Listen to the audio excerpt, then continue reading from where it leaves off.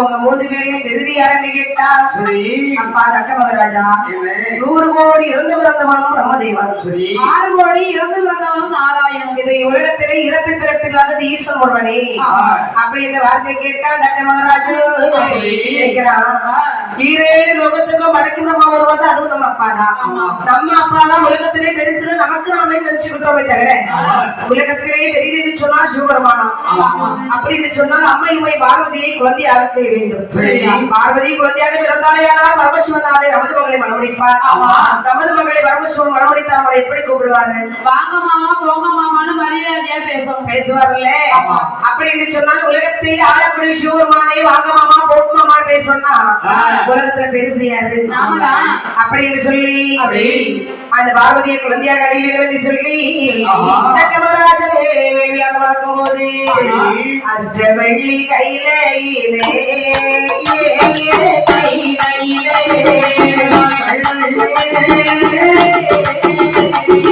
ஆதிசக்தி பார்வதியா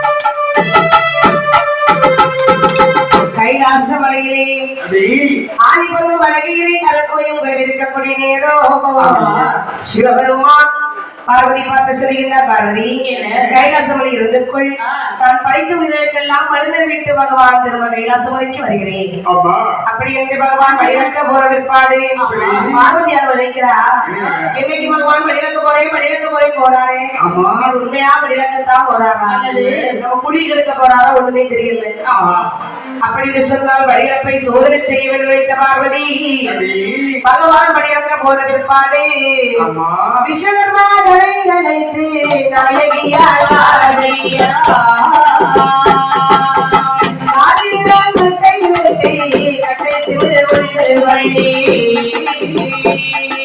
சிற்றெருப்பை தான் சிவிலரிலே நான் அழைத்தார்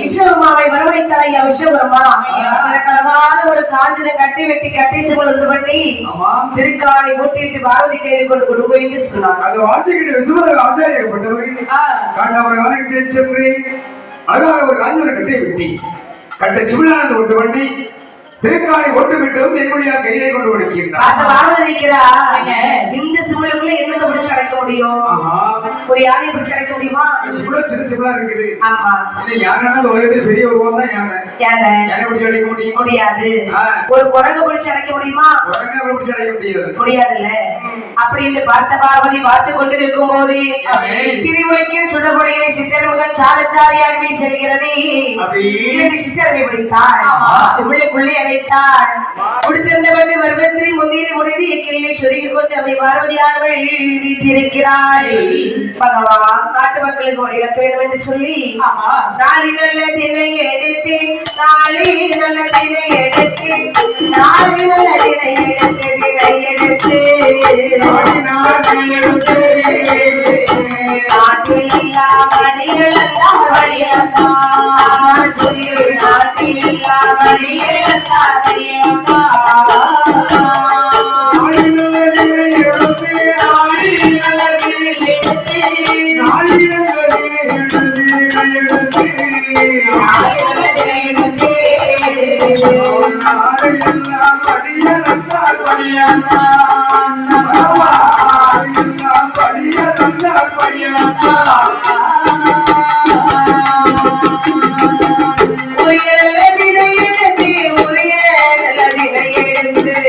உரிய நல்ல தினை எடுத்து பகவானோ உலகமெல்லாம் படியெல்லாம் படியெல்லாம் சொல்லி உலகமெல்லாம் படியெல்லாம் படியெல்லாம்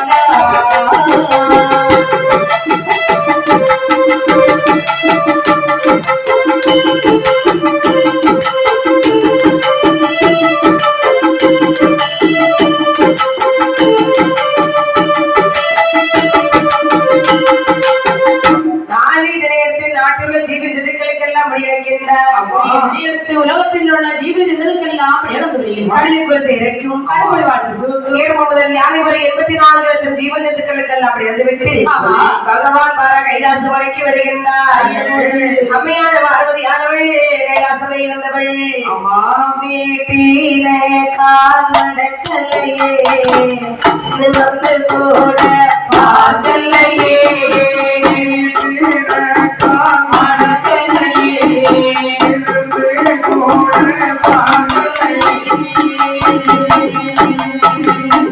கவலை கொண்டே பார்வதியார் காரிகையாரே இருந்தார்.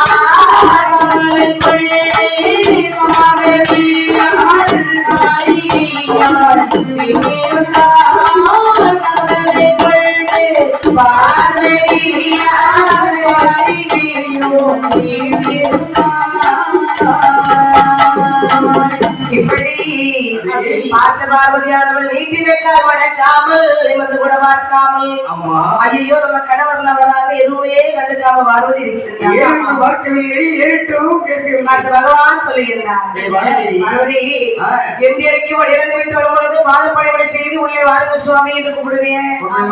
ஏன் அப்படி இருக்கிற என்னாச்சு சுவாமி? சுவாமி காலையில தினந்தோறும் எழுதி போறீங்க வர்றீங்க, அதை எங்க போறீங்க ஏன் போறீங்கன்னு எனக்கு தெரியாது. என்ன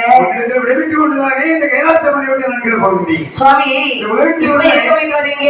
இந்த உலகத்தினுடைய 24 கோடி ஜீவசத்துகளுக்கும் தாயுடைய கருவிலை கோடி சிசுகளுக்கும் கல்கொள்ளியங்கள் தேவைகளுக்கும் பட்டியலில் நாமல் வழியாந்து வருகின்றேன். சுவாமி பரிவந்தே உங்களுக்கு நீங்களே சொல்லிக்கிடலாம், ஆனால் என்னிடத்தில் சொல்ல முடியாது. ஏன்னா இது காலையில் வந்து இந்த தீர்வு உயிர்ந்தாக வட்டினியாக வாடி வருகிறது சுவாமி. பார்வதி பரனுடைய பணியிடத்திலே இந்த ஜீவன் வட்டினியாக இருப்பதா? உண்மைதான் சுவாமி. அப்படி உன்னிடத்திலே இந்த ஜீவனானது வட்டினியாக இருக்கும் என்று சொன்னாலே இதோடு என்னோட பணியிடத்தை நான் பெற்று விடுகின்றேன் சுவாமி. அப்படி என்னிடத்தில் உயிர்ந்த வட்டினியாக இல்லை என்று சொன்னார். பராசக்தி இந்த மட்டும் எனக்கு தேவையில்லை, உங்கள் இடதுபுறத்தில் அமர்வதும் இல்லை. பார்க்கலாம் பார்வதி பார்க்கலாம். அப்படி என்று தேவாரி தேவர்கள் சபை கொண்டினார் பார்வதி. சிங்கர்வாய் இளையரத்தில் சிற்றரவை திறந்து விடுத்தாள். சிற்றரவ வாயிலை சின்னவி கொண்டு சுற்றி சுற்றி வந்திடுமா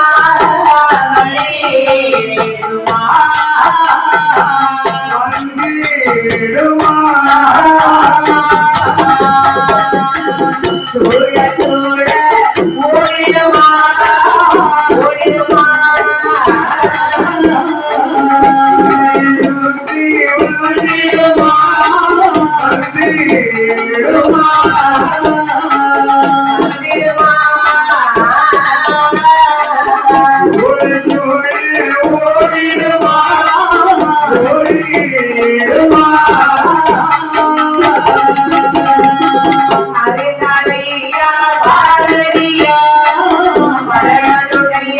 வழி குறித்து